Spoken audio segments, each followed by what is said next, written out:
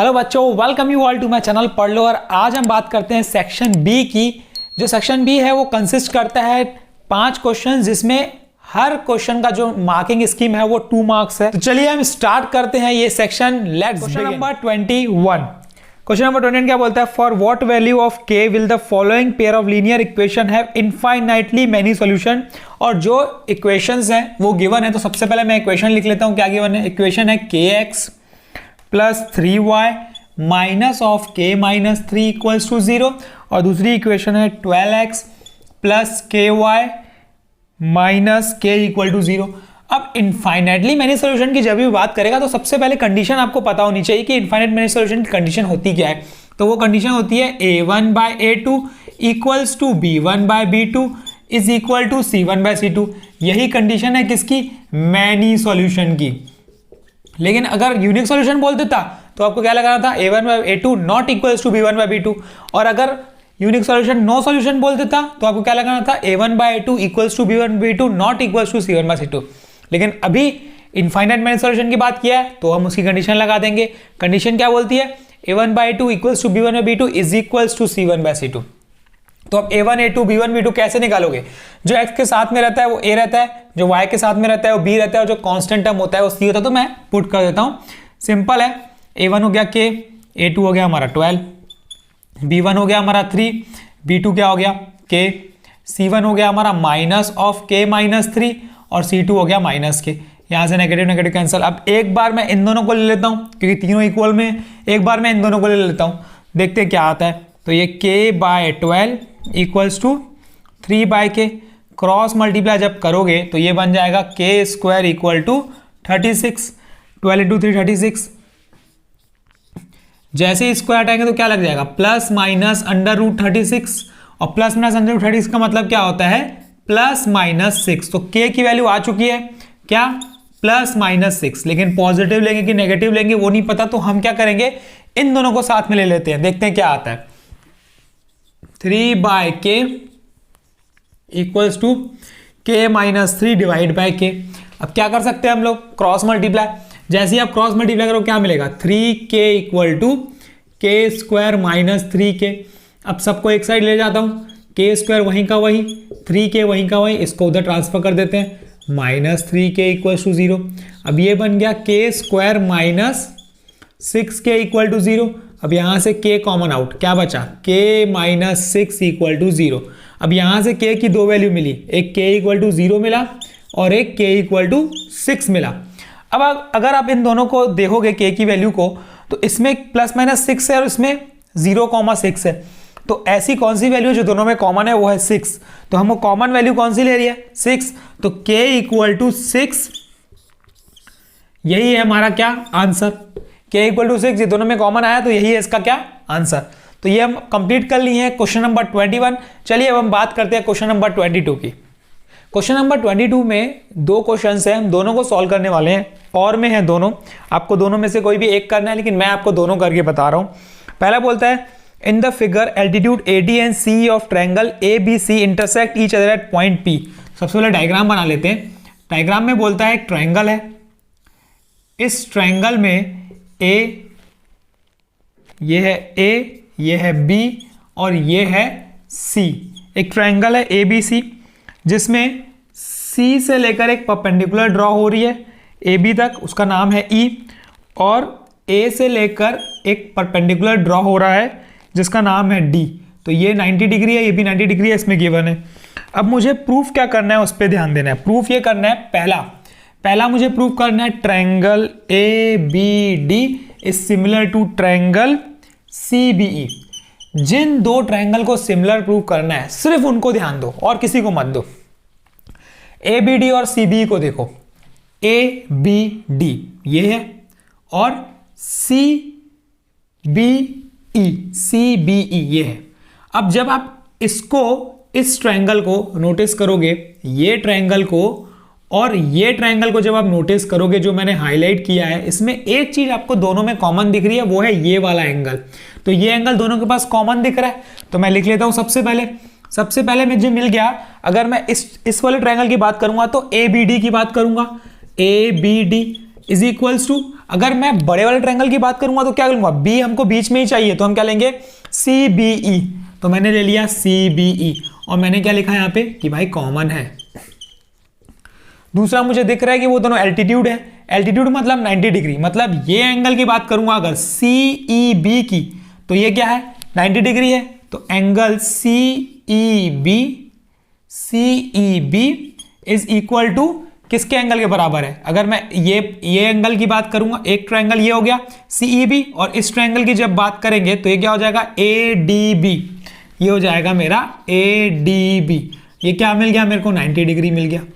अब क्या मिला प्रॉपर्टी बाय एंगल प्रॉपर्टी, मैं क्या बोल सकता हूं, दो ट्रायंगल सिमिलर हैं, कौन से दो triangle A B D is similar to triangle C B E. बहुत ही सिंपल क्वेश्चन था, कुछ भी नहीं था। फर्स्ट पार्ट ये कंप्लीट हो चुका है, इसमें सेकंड पार्ट भी है। सेकंड पार्ट क्या बोलता है, हमें दो ट्रायंगल को सिमिलर प्रूव करना है।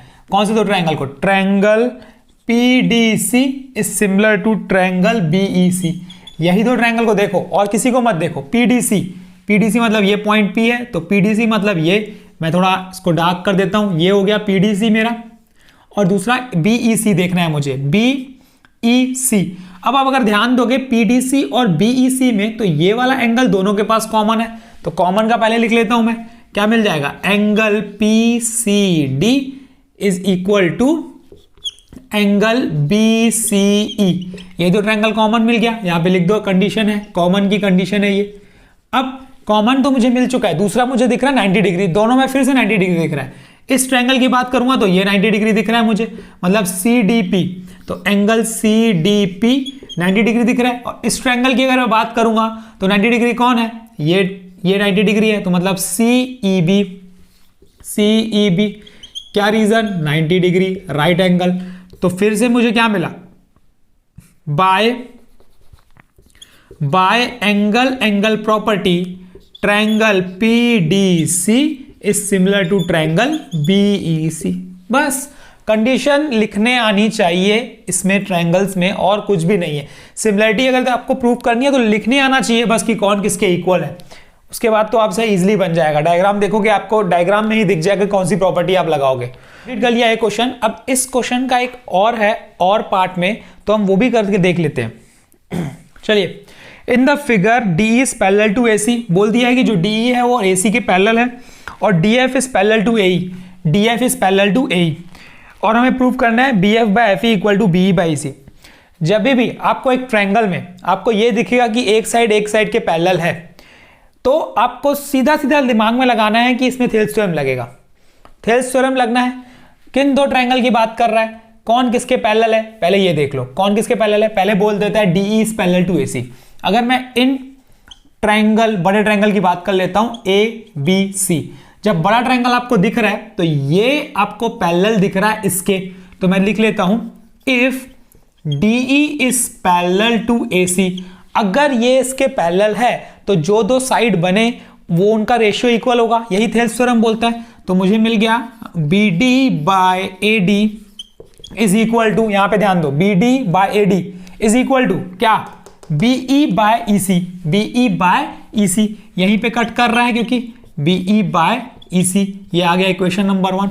सिमिलरली अब कौन किसके पैरेलल बोल रहा है, डीएफ इज पैरेलल टू एई, मतलब कौन सा ट्रायंगल ले लो, छोटा ट्रायंगल, मतलब ए बी ई। तो मैं बात कर लेता हूं in triangle A B E. अब ए बी ई की बात करोगे तो कौन किसके पैरेलल है, DF is parallel to A E.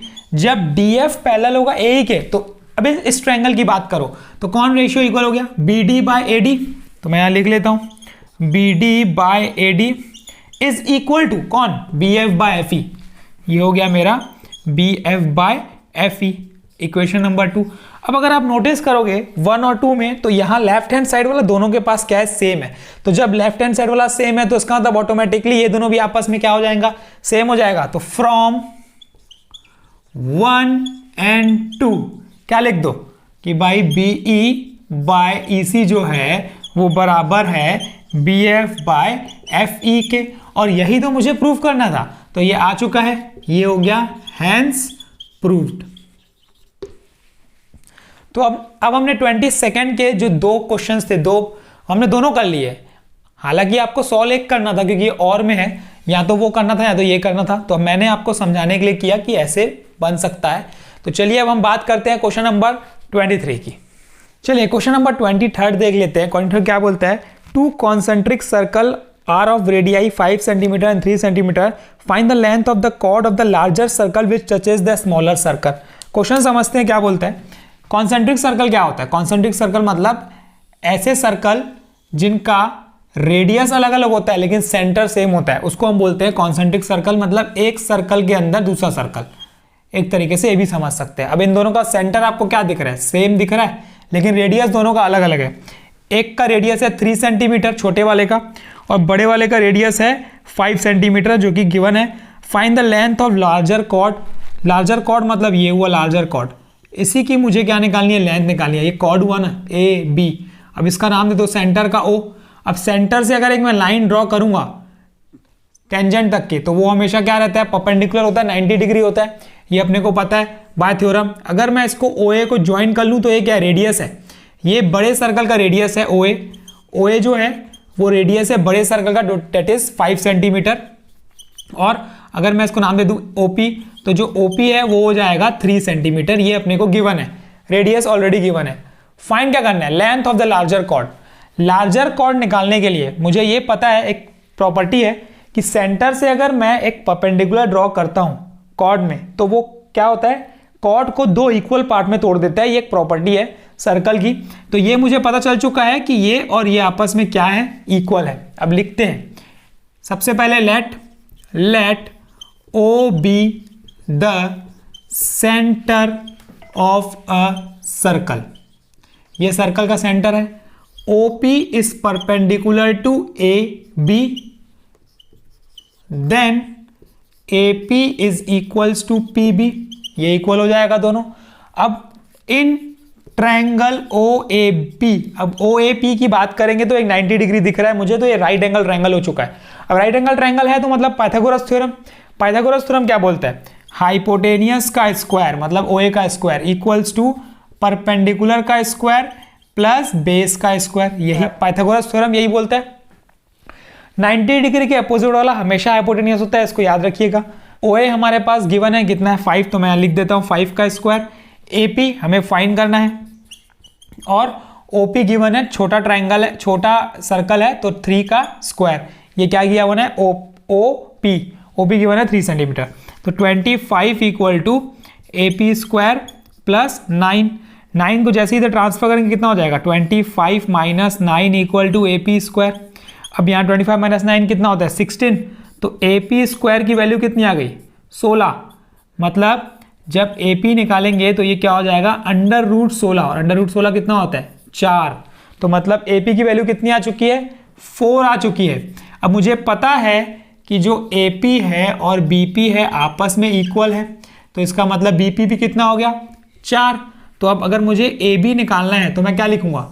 AP plus BP। अब AP कितना है? 4, BP कितना है? 4, तो 4 प्लस 4 8 सेंटीमीटर। तो लेंथ ऑफ कॉर्ड कितना आ चुका है? 8 सेंटीमीटर। बहुत ही सिंपल क्वेश्चन था, कुछ भी नहीं था इसमें क्वेश्चन में, सिर्फ फॉर्मूला पता होना चाहिए, कॉन्सेप्ट पता होना चाहिए। इसीलिए मैं बोलता हूँ बेसिक कॉन्सेप्ट पे ध्यान दो। बेसिक कॉन्सेप्ट बहुत जरूरी रहते हैं, बेसिक कॉन्सेप्ट के बिना आपसे कुछ नहीं बनेगा। सॉल्यूशंस बहुत सिंपल है, सिर्फ कॉन्सेप्ट पता होना चाहिए। अगर आपको इसमें पता नहीं होगा कि ये एक परपेंडिकुलर जो ड्रॉ करेंगे तो ये इसको 2 पार्ट में तोड़ेगा, तो आप बना ही नहीं पाओगे। तो ये मैं बोलता हूँ कि बेसिक्स में ध्यान दो, तो आपसे आगे भी जो हायर क्लासेस में जाओगे ना, तो वहाँ के लिए भी आपके लिए बहुत सिंपल हो जाएगा, ईजी हो जाएगा मैथमेटिक्स। चलिए क्वेश्चन नंबर 24 की बात कर लेते हैं। क्वेश्चन नंबर 24 बोलता है if cot theta equal to 7/8 evaluate, जो वैल्यू दी है हमको इवेल्युएट करना है। गिवन क्या है? Cot theta. तो कॉट थीटा हमारे पास गिवन है, मैं लिख लेता हूँ कॉट थीटा इक्वल टू 7/8। जो सॉल्व करना है उस पर ध्यान दो। सॉल्व क्या करना है हमें? 1 plus sine theta into 1 minus sine theta divided by ये है 1 plus cos theta into 1 minus cos theta.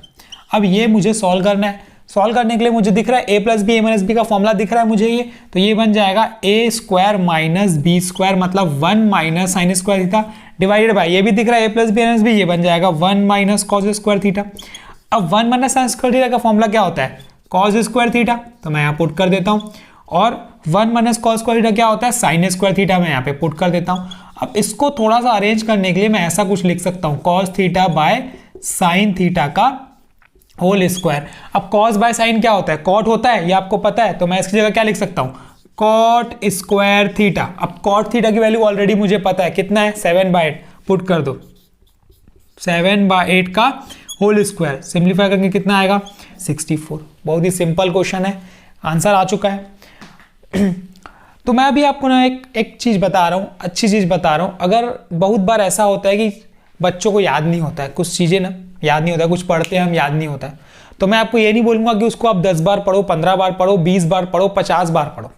मैं सिर्फ ये बोलूँगा आपको कि आप उसको समझ के पढ़ो, क्योंकि आप अगर उसको समझ के पढ़ोगे ना तो आपको 10 बार, 15 बार, 20 बार, 50 बार पढ़ने की ज़रूरत ही नहीं पड़ेगी। हम क्या करते हैं, चीज़ों को रटते हैं। अगर चीज़ों को रटोगे तो वो डेफिनेटली भूलोगे। आप 10 बार पढ़ोगे, 20 बार पढ़ोगे, 50 बार भी पढ़ोगे तभी भी भूल जाओगे। मैं आपको ये सजेशन दूंगा कि अगर आपको पढ़ना है तो समझ के पढ़ो, उसको समझो, उसके बाद पढ़ो, तो आपके दिमाग में वो चीज़ ऐसे बैठ जाएगी कि आप खुद से फ्रेम करके आंसर लिख लोगे, खुद से फ्रेम करके आंसर बना दोगे। तो ये चीज़ मैं आपको एक टिप देना चाह रहा था जो मैंने आपको दिया। तो चलिए अब हम बात करते हैं नेक्स्ट क्वेश्चन की, जो कि है क्वेश्चन नंबर 25। चलिए क्वेश्चन नंबर 25 की बात कर लेते हैं। क्वेश्चन नंबर 25 में मुझे फाइंड पेरीमीटर निकालना है एक क्वाड्रेंट का। तो पेरीमीटर अगर आपको निकालना है क्वाड्रेंट का, तो समझ जैसे सबसे पहले ये सब क्वाड्रेंट की बात कर रहा है, तो मैं सबसे पहले आपको बताता हूँ क्वाड्रेंट होता क्या है। क्वाड्रेंट होता है सर्कल का चौथा हिस्सा। तो मुझे इसका क्या निकालना है, पेरीमीटर निकालना है। यहां से यहां तक का डिस्टेंस ऑलरेडी दिया है, कितना दिया हुआ है, 14 सेंटीमीटर। यहां से यहां तक का ये भी डिस्टेंस हो जाएगा 14 सेंटीमीटर, क्योंकि ये रेडियस है। अब मुझे इसका पेरीमीटर अगर निकालना है, तो पेरीमीटर होता क्या है, सम ऑफ इट्स बाउंड्री, मतलब ये प्लस ये प्लस ये। तो ये वाला हिस्सा अगर मैं बात करूं तो ये क्या है, चौथा हिस्सा है, सर्कल का चौथा हिस्सा। तो सर्कल का सर्कमफ्रेंस पता है कितना होता है, 2πr। तो ये कितना हो जाएगा, चौथा हिस्सा हो जाएगा। तो इसके पेरीमीटर की जब भी बात करेंगे तो कितना हो जाएगा, 1/4 × 2πr। ये कौन सा पार्ट आया, यहां से लेकर यहां तक वाला पार्ट ये आया। अब प्लस ये, तो कितना हो जाएगा, 2 × रेडियस, ये प्लस ये। तो अब फॉर्मूला पुट कर देते हैं, ये 2 1 जा, ये 2 2 जा, कितना आया, ये πr/2 प्लस 2 × r, पुट कर देते हैं वैल्यू, 22/7, रेडियस कितना है 14, डिवाइडेड बाय 2 प्लस 2 × 14, ये कितना होगा 2, 7 1 जा, 7 2 जा, और यहाँ से 2 और ये 2 कैंसल आउट हो जाएगा। तो क्या बचा, 22 प्लस 2 × 14 28, दैट इज 50 सेंटीमीटर। तो ये क्या आ गया, पेरीमीटर ऑफ दिस क्वाड्रेंट। जो हमने क्या किया, ये वाला पार्ट प्लस ये सम ऑफ इट्स बाउंड्री। सिर्फ आप 2πr/4 लगा देंगे तो वो गलत हो जाएगा। आप उस पर ध्यान दीजिएगा कि उसमें बाउंड्री में ये दो चीज जुड़ चुकी है, 14 + 14। तो ये आ गया 50 सेंटीमीटर इसका आंसर। चलिए इसका जो और पार्ट है हम उसकी भी बात कर लेते हैं। उसमें बोलता है क्वेश्चन में कि एक find the diameter of circle whose area is equal to sum of the area of 2 circle of radius 24 centimeter and 7 centimeter. मुझे ऐसे सर्कल का डायमीटर निकालना है जिसका एरिया, वो जो एरिया है वो अदर 2 सर्कल के एरिया के बराबर है। तो मतलब A = A1 + A2।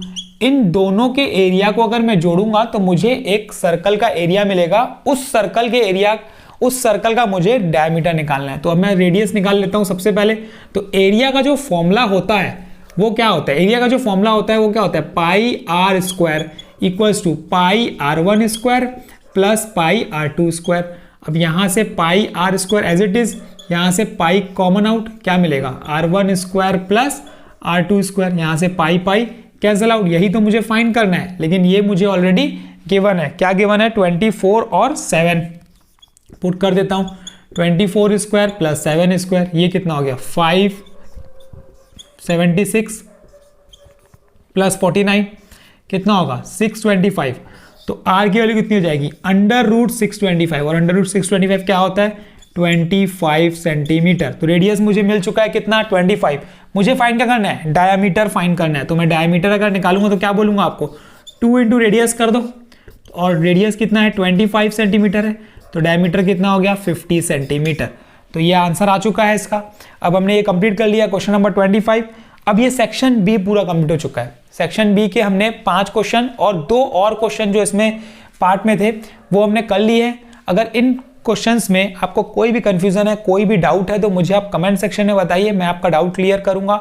आप इंस्टाग्राम में बताएंगे तो भी मैं आपको डाउट क्लियर करूंगा। टेलीग्राम ग्रुप में है हमारा, टेलीग्राम ग्रुप भी बताएंगे, उसमें भी आपका डाउट क्लियर करूंगा।